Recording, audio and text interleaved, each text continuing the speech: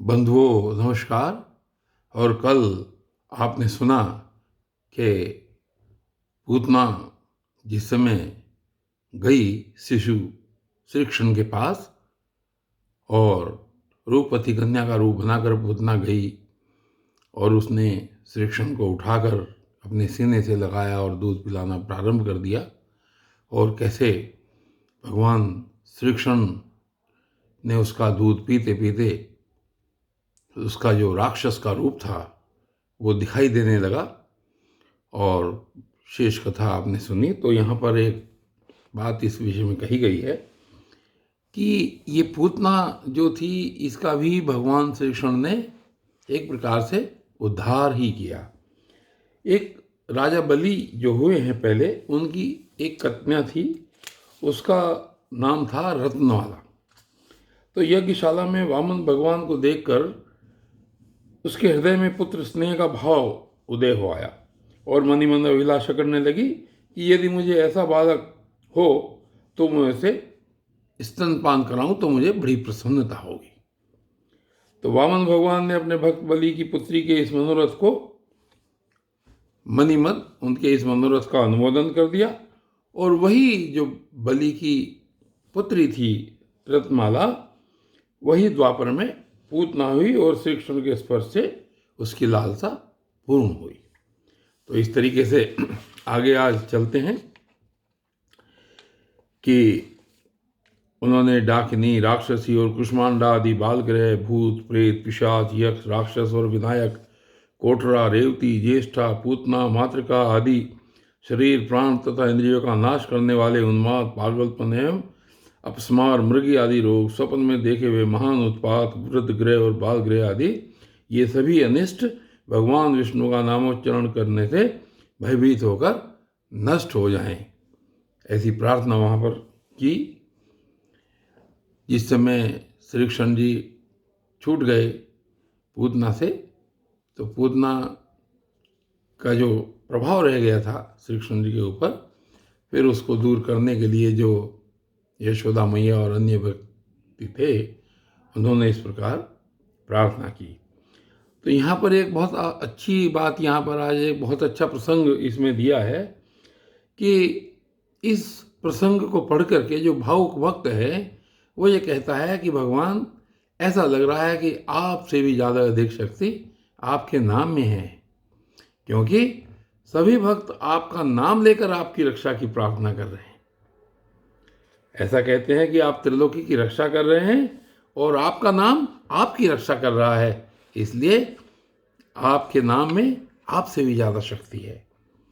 और इस तरीके से सुखदेव जी कहते हैं, जिस समय ये प्रार्थना हो चुकी, गोपियों ने सब प्रार्थना कर ली, तो श्री सुखदेव जी कहते हैं कि परीक्षित, इस प्रकार गोपियों ने प्रेम पाश में बंधकर भगवान श्री कृष्ण की रक्षा की।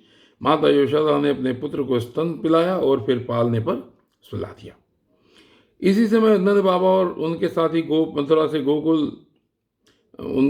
से गोकुल में पहुंचे। जब उन्होंने पूतना का भयंकर शरीर देखा तब वे आश्चर्यचकित हो गए। वे कहने लगे, यह तो बड़े आश्चर्य की बात है। अवश्य ही वसुदेव के रूप में किसी ऋषि ने जन्म ग्रहण किया है, अथवा संभव है वसुदेव जी पूर्व जन्म में कोई योगेश्वर रहे हों, क्योंकि उन्होंने जैसा कहा था वैसा ही उत्पात यहाँ देखने में आ रहा है। तब तक ब्रजवासियों ने कुल्हाड़ी से पूतना के शरीर को टुकड़े टुकड़े कर डाला और गोकुल से दूर ले जाकर लकड़ियों पर रखकर जला दिया। तब उसका शरीर जलने लगा। जब उसका शरीर जलने लगा तब उसमें से ऐसा धुआं निकला जिसमें से अगर सी सुगंध आ रही थी। क्यों न हो, भगवान ने जो उसका दूध पी लिया था, उसके सारे पाप तत्काल ही नष्ट हो गए थे। पूतना एक राक्षसी थी, लोगों के बच्चों को मार डालना और उसका खून पी जाना, यही उसका काम था। भगवान को भी उसने मार डालने की इच्छा से ही स्तन पिलाया था।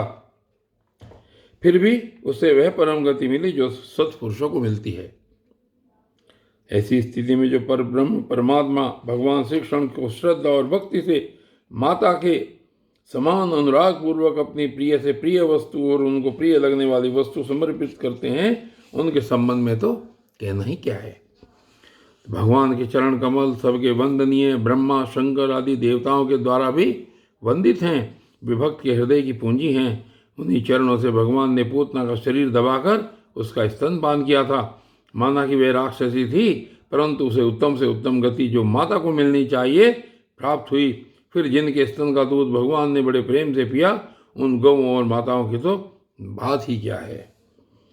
तो यहाँ पर आगे एक प्रसंग आएगा कि जब ब्रह्मा जी ग्वाल बाल और बछड़ों को हर ले गए, तब भगवान स्वयं ही बछड़े और ग्वाल बाल बन गए। उस समय अपने विभिन्न रूपों से उन्होंने अपने साथ ही अनेक गोप और वत्सों की माताओं का स्तनपान किया। इसलिए यहाँ बहुवचन का प्रयोग किया गया है कि उन्होंने, माताओं की तो बात ही क्या है, उन्होंने बहुत सी माताओं के स्तनपान किए। परीक्षित, देवकी नंदन भगवान केवल्य आदि सब प्रकार की मुक्ति और सब कुछ देने वाले हैं। उन्होंने ब्रज की गोपियों और गौओं का वह दूध जो भगवान के प्रति पुत्र भाव होने से वात्सल्य स्नेह की अधिकता के कारण स्वयं ही झरता रहता था, भरपेट पान किया। राजन, वे गौवें और गोपियां जो नित्य निरंतर भगवान श्री कृष्ण को अपने पुत्र के ही रूप में देखती थी, फिर जन्म मृत्यु रूप संसार के चक्र में कभी नहीं पड़ सकती, क्योंकि यह संसार तो अज्ञान के कारण ही है। नंद बाबा के साथ आने वाले ब्रजवासियों की नाक में जब चिता के धुएं की सुगंध पहुंची, तब यह क्या है, कहाँ से ऐसी सुगंध आ रही है, इस प्रकार कहते हुए ब्रज में पहुंचे। वहां गोपों ने उन्हें पूतना के आने से लेकर मरने तक का सारा वृत्तांत कह सुनाया। वे लोग पूतना की मृत्यु और श्री कृष्ण के कुशल पूर्वक बच जाने की बात सुनकर बड़े ही आश्चर्यचकित हुए। परीक्षित, उदार शिरोमणि नंद बाबा ने मृत्यु के मुख से बचे हुए अपने लाला को गोद में उठा लिया और बार बार उसका सिर सूंघकर मन ही मन बहुत आनंदित हुए। यह पूतना मोक्ष भगवान श्री कृष्ण की अद्भुत बाल लीला है। जो मनुष्य श्रद्धा पूर्वक इसका श्रवण करता है, उसे भगवान श्री कृष्ण के प्रति प्रेम प्राप्त होता है। और बंधु, आज की इस वीडियो में ये पूतना का उद्धार आपने सुना, और आगे की वीडियो में क्या लीलाएं चलती हैं बाल श्री कृष्ण की, ये फिर देखेंगे। तब तक के लिए धन्यवाद।